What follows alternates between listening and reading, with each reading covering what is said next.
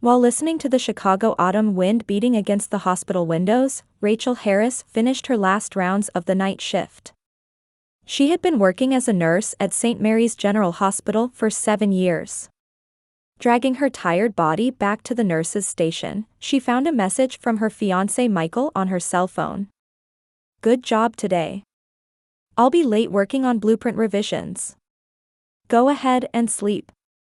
Rachel let out a small sigh. Her relationship with Michael Turner had lasted 3 years. He worked as an architect at a local design firm and had proposed to her a year ago. While envisioning a future with this serious and sincere man, lately their busy work schedules had made it difficult to find time together. On her 20-minute drive home from the hospital to her apartment, Rachel thought about her sister Amy. Amy was a hairstylist working at a high-end salon downtown. She had been beautiful and sociable since childhood, beloved by everyone. Their mother Carol especially doted on Amy. Carol had been a housewife raising her 2 daughters since losing her husband 10 years ago. However, Rachel's relationship with her mother was complicated. From childhood, her mother had clearly favored Amy. When Amy got bad grades, she would laugh and say, "You're beautiful, so you'll be fine," but when Rachel made the same mistakes, she would be sternly scolded with, "You're the older sister, so you need to be responsible." Even when Rachel was elected student body president in high school, her mother's reaction was lukewarm. On the other hand, when Amy was chosen as prom queen, her mother bragged to the entire neighborhood. During college applications, the celebration for Rachel's acceptance to nursing school was modest, but when Amy entered beauty school, they threw a lavish party. In all of this, Rachel's only salvation was her grandmother Dorothy. She lived alone in a small house in the suburbs. The former elementary school teacher was always fair and loved Rachel and Amy equally. Whenever Rachel was struggling, she would always run to her grandmother's house. Her grandmother would brew warm tea and listen quietly. "You're a kind and strong child. You've chosen a job helping people, and that's truly admirable." Her grandmother's words always supported Rachel's heart. They were words she had never once heard from her mother. When she arrived at her apartment, Michael hadn't come home yet. Rachel ate a simple dinner alone and sat on the sofa looking at her phone. In the family group chat, she could see Amy posting photos of her new hairstyle with their mother praising her with emojis. Rachel closed the screen without commenting. The next day was her day off. Rachel decided to visit her grandmother after a long time. Michael was working today too, apologizing that a big project deadline is approaching. While driving alone, Rachel thought about the recent distance she felt from her family. Her mother and Amy seemed to talk on the phone several times a week, but Rachel received contact maybe once a month at most. Family gatherings had also become less frequent recently, and she often wasn't invited. Perhaps because she had repeatedly declined due to work being busy, she had gradually stopped being invited. Still, only her grandmother consistently welcomed Rachel. When she found her grandmother tending to the flower beds in her small garden, Rachel's heart felt light. Today too, she planned to spend a quiet afternoon with her grandmother, drinking warm tea and talking slowly. The sense of distance from her family began with their mother Carol's birthday. Rachel had been preparing for a week. She ordered a bouquet of roses that her mother loved and chose a high-quality silk scarf at an upscale department store. Between work, she also prepared a handmade birthday card. However, on the morning of the birthday, Rachel noticed something strange. When she opened Instagram, Amy had posted photos with their mother. A beautifully decorated cake was placed on the restaurant table, and their mother wore a beaming smile. The post was captioned, "Mom's birthday surprise success." Rachel hurriedly called her mother. "Mom, happy birthday. Let's celebrate today." Her mother's voice sounded somewhat confused. "Oh, Rachel. Thank you. But I already celebrated with Amy." "You're busy, aren't you?" "But I want to celebrate too. I've prepared a present." "I see. But I'm already tired today. Next time would be fine." After hanging up, Rachel was struck by a sense of emptiness. Her mother hadn't informed her about the birthday plans in advance. It was as if she hadn't expected Rachel's participation from the beginning. A month later came Amy's promotion celebration.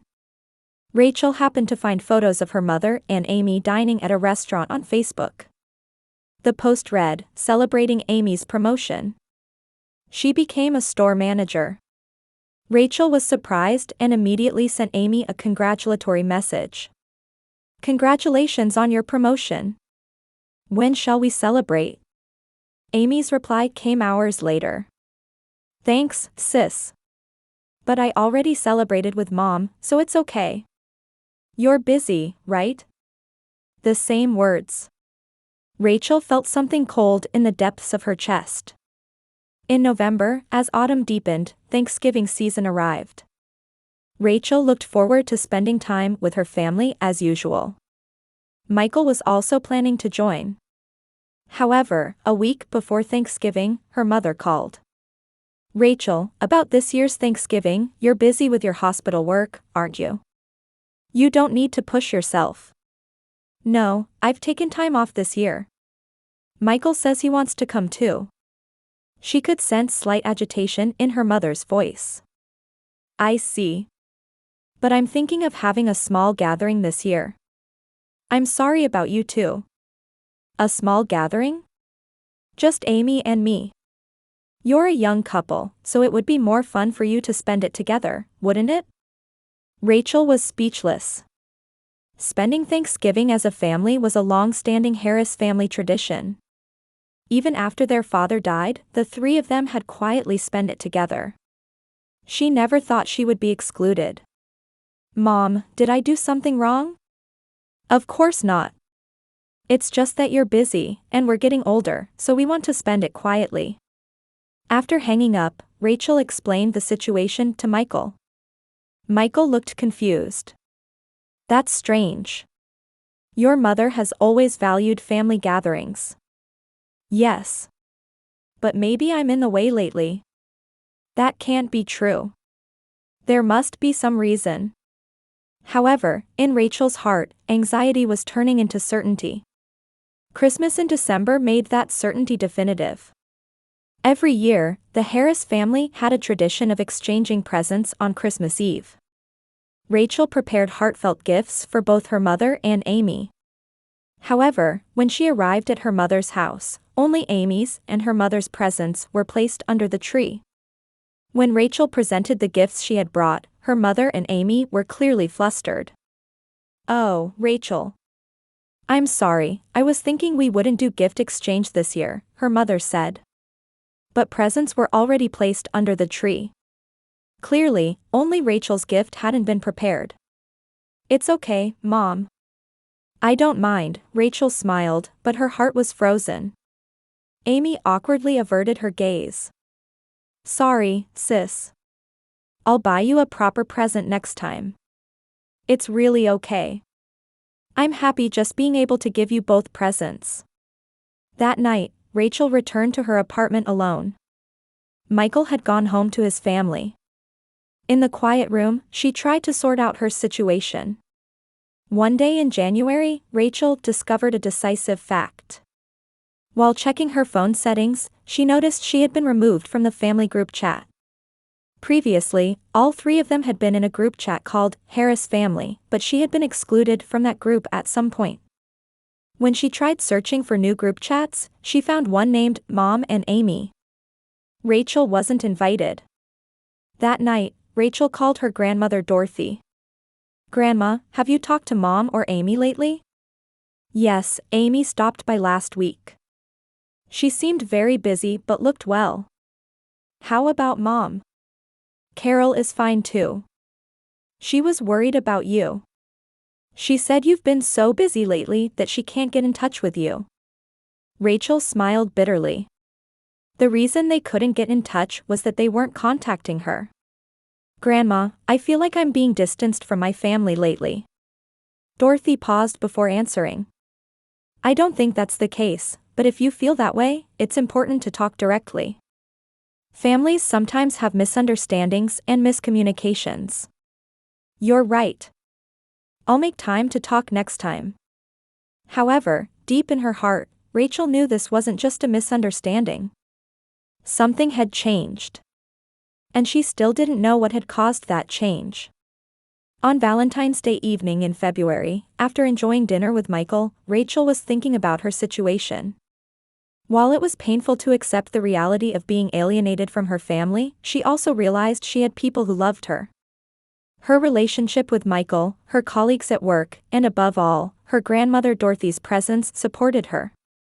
On a warm Sunday afternoon in March, Rachel visited her grandmother Dorothy's house after a long time. Michael was busy with the final stages of a big project and had gone to work saying, "Let's go together next time." Rachel drove alone to her grandmother's small house in the quiet suburban residential area. Dorothy was planting tulip bulbs in the garden. When she spotted Rachel, she took off her muddy gloves and waved brightly. "Rachel. It's been a while. How have you been?" "Hi, Grandma. Shall I help you?" "It's okay. Go inside and prepare tea.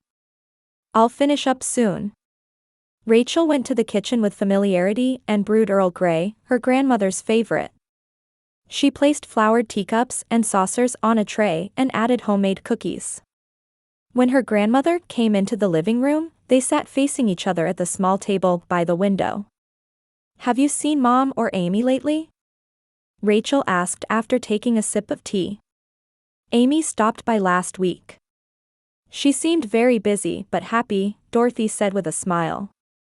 "She's become quite beautiful lately. I wonder if she's in love." Rachel smiled wryly. She hadn't heard about Amy having a boyfriend. Maybe she was being left out again. Speaking of which, Dorothy suddenly clapped her hands as if remembering something. "Amy's wedding is next week." Rachel's hand stopped. Still holding her teacup, she stared at her grandmother's face. "What?" "Amy's wedding. Are the preparations going well? It must be difficult since you're so busy." Rachel's heart began beating violently. "Grandma, Amy is getting married?" Dorothy's expression changed to confusion. "Oh, didn't you know? I thought you naturally knew about it. When was it decided? Who is she marrying?" "I heard it was decided last month. Carol was bragging about what a wonderful man he is. An architect, I think." Rachel's blood drained from her face. An architect. Michael was also an architect. But that was probably a coincidence. Chicago had many architects. "What's his name?" Rachel's voice was trembling.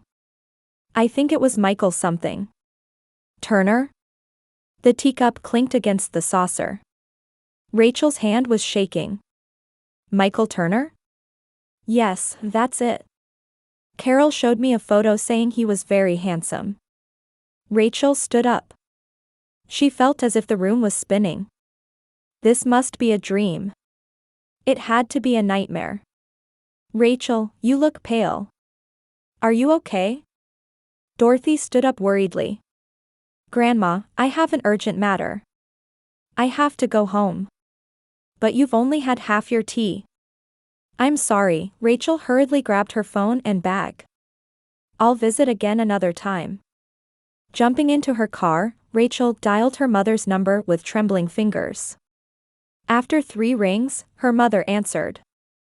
"Rachel? What's wrong, so suddenly?" "Mom, is it true that Amy is getting married?" There was a long silence on the other end. "That's none of your business." Her mother's voice was cold. "None of my business? I'm her sister. How could my sister's marriage be none of my business?" "Don't come." "What?" "Don't come to the wedding. You're not invited." Rachel sat alone in her car, hearing words she couldn't believe. "Why? Why aren't you inviting me?" "There's no reason. I just don't want you to come." "Who is the groom?" Rachel's voice was trembling. There was silence again. Then her mother said coldly, "You're Michael." The phone was hung up. Rachel stared at her phone, unable to accept reality. Her own fiance was marrying her own sister. And her mother was hiding it and not inviting her to the ceremony. Before she knew it, tears were streaming down her cheeks. But along with the tears, anger was also welling up.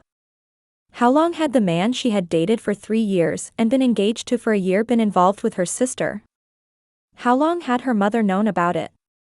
Rachel immediately called Michael, but the phone went to voicemail. "I'm at work. I'll call you back later," the message played. Work.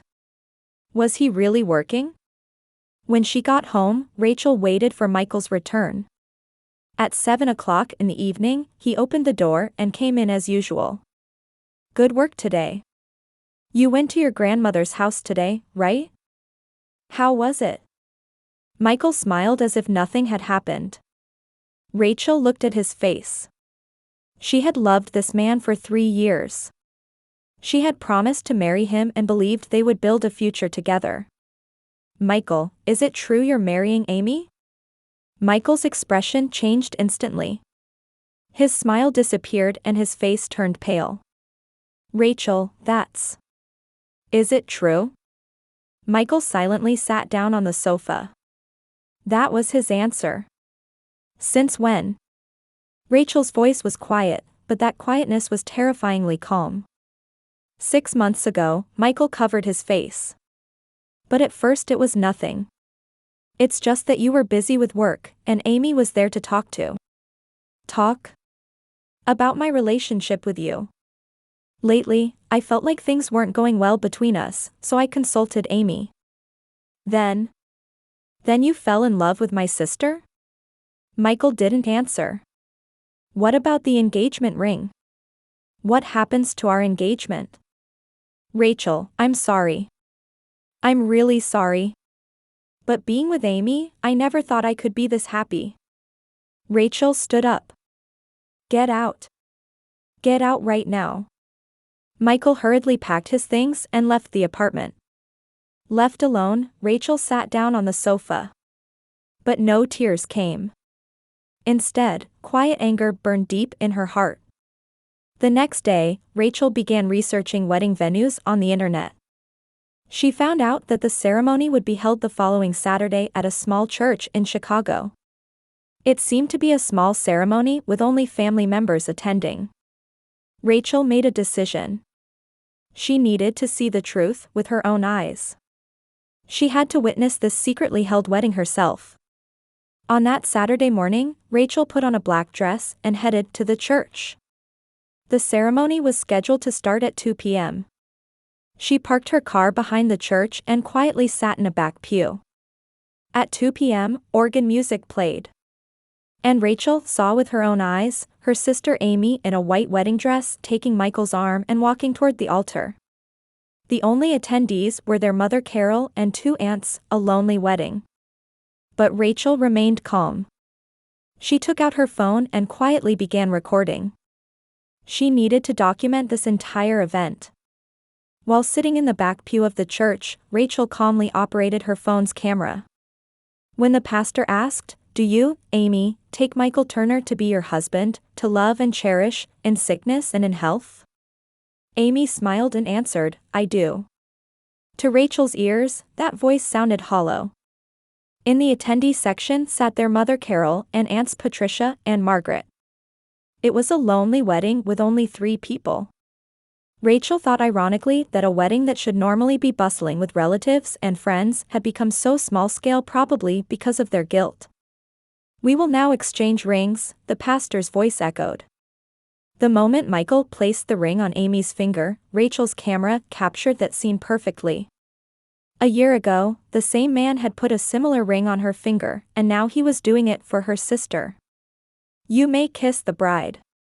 Rachel calmly recorded the moment Michael and Amy's lips met. Though anger was swirling in her heart, her expression remained serene. She was focused on gathering evidence. When the ceremony ended, the bride and groom and attendees began taking commemorative photos in front of the church. Rachel left her seat and went around to the side of the church to film from another angle. She needed to record every moment. After the photo session, the five of them seemed to be heading to a nearby restaurant. Rachel followed in her car. In front of the upscale restaurant, the Palmer House, they got out of their cars. She was also able to film them toasting at a window seat in the restaurant. Around 4 p.m., when they came out of the restaurant, Rachel decided to take action. After checking the video she had recorded on her phone and confirming it was clear, she slowly approached them. "Congratulations, Amy." All five turned around. Amy's face turned pale, Michael stepped back, and their mother Carol was clearly agitated. "Rachel. Why are you here?" Amy's voice was trembling. "I wanted to attend my sister's wedding. But since I wasn't invited, I came secretly." Rachel's voice was calm, but that calmness was eerily unsettling. Michael spoke up. "Rachel, let me explain." "Explain? What are you going to explain, Michael? That you had an affair with my sister for 6 months while being my fiance? Or that you betrayed me and married my sister?" Passers-by began turning around. Their mother Carol said frantically, "Rachel, this is a public place. Let's talk at home." "No. There's no need to hide anymore, is there?" Rachel took out her phone. "Actually, I recorded the entire ceremony. It was a wonderful wedding." "Recorded?" Amy's voice cracked. "Yes. The part where you two exchanged vows, the kiss, everything. It was very touching." Michael stepped forward. "Rachel, please delete that video." "Why? Is there something that would be embarrassing if it were made public?" Aunt Patricia said with a confused expression, "Rachel, what on earth is happening? Amy's groom was your fiancé?" "That's right, Aunt Patricia. Michael is the man who dated me for 3 years and proposed a year ago. But he's been involved with my sister for 6 months. And today they secretly got married." Aunt Margaret looked at their mother Carol.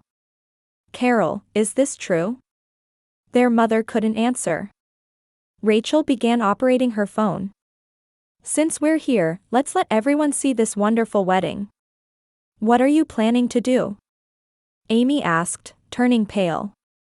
"I'm posting it on Facebook, Instagram, and Twitter. With the title, Touching Ceremony Where Sister Steals Sister's Fiancé and Gets Married." "Stop it!" Amy screamed. But Rachel's finger was already tapping the screen. "Posted. And I'll send it to Michael's workplace colleagues too. I'm sure the people at your architecture firm will find it very interesting." Michael's face turned completely pale. "Rachel, work isn't related to this." "Not related? Would a company want to continue employing a man who betrays his fiancée in a profession that requires integrity?" Rachel continued operating her phone. "I should also inform Amy's beauty salon customers. You can become famous as the hairstylist who steals people's fiancés." "Please, stop," Amy began crying. "Don't cry, Amy. This is the marriage you wanted, isn't it? You should be proud." Their mother Carol finally spoke. "Rachel, enough. I'll tell you everything, so please delete the video. Now. You've all been deceiving me for 6 months. Not being invited to my birthday, being excluded from Thanksgiving, being removed from the group chat, it was all to hide this secret, wasn't it?" "Yes," their mother admitted. "But we didn't want to hurt you." "Didn't want to hurt me?" Rachel laughed. "So you stole my fiancé and excluded me from the family? That was your way of not hurting me?" Rachel's phone began ringing. Comments and notifications from people who had seen the posts were coming in one after another. "Oh, there are already reactions," Rachel said while looking at the screen. "There's a comment from Michael's colleague Brian. He wrote, 'I can't believe it. I had no idea he was this kind of man.'" Michael said in a trembling voice, "Rachel, please. If I lose my job, Amy and I won't be able to." "Don't worry. Even if Amy can't work at the beauty salon anymore, you two can start a new life together, right? Messages were also coming from Amy's beauty salon colleagues. The customers are all talking. Are you okay? Amy, there's a message from the beauty salon. It seems like it's already become a topic of conversation.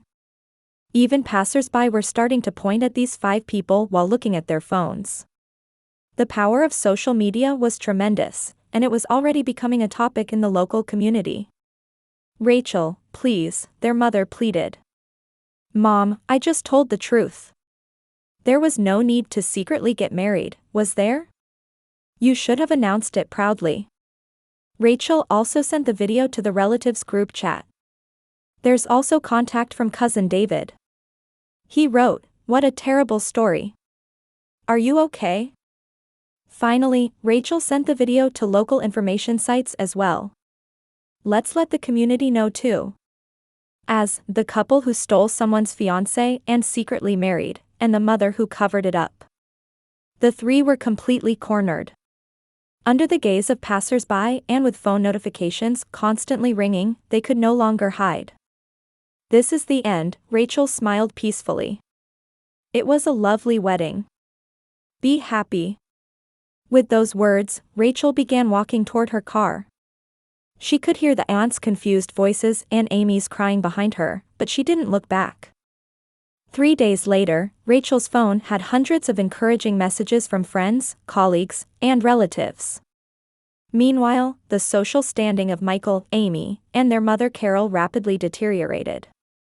At Michael's architecture firm, the loss of client trust became a serious problem. Voices saying, "We can't trust important building designs to a dishonest architect," came one after another, and a week later he was transferred to a small branch office in the suburbs in what amounted to a demotion. His salary was also significantly reduced. Amy's beauty salon was also hit hard. Many regular customers left saying they didn't want to trust their hair to someone who steals her sister's fiance. The salon owner was confused and had to drastically reduce Amy's shifts. Her income dropped to 1/3. Their mother Carol completely lost her standing in the neighborhood. At the women's club she had participated in for years, she was gossiped about as the mother who condoned her daughter stealing her other daughter's fiancé, and eventually had to quit. Even while shopping at the grocery store, the stares from people around her were painful, and going out became burdensome.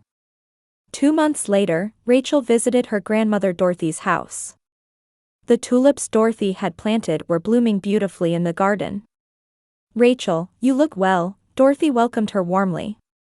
As always, the two drank tea in the living room and talked. "I heard about Amy and Michael," Dorothy said quietly. "I hear those two are already talking about divorce." Rachel was surprised. "Really? They probably couldn't bear the public attention. Being seen as those two wherever they go must be painful." Indeed, Michael and Amy's married life was falling apart. In the midst of economic hardship and social isolation, their relationship rapidly deteriorated. Difficulties overcame love, and 3 months later they began formal divorce proceedings. Meanwhile, Rachel's life was heading in a new direction. Her colleagues at work were sympathetic to her situation, encouraging her with words like "you endured well" and "you're a strong woman."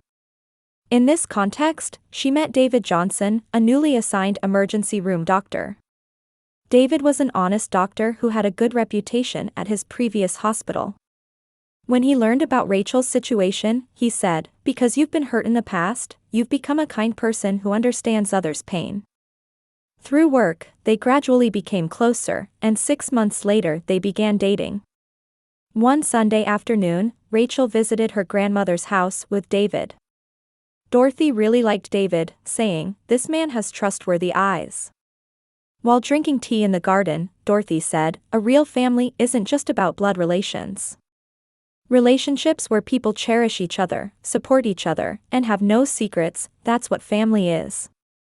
Rachel nodded deeply at her grandmother's words while holding David's hand.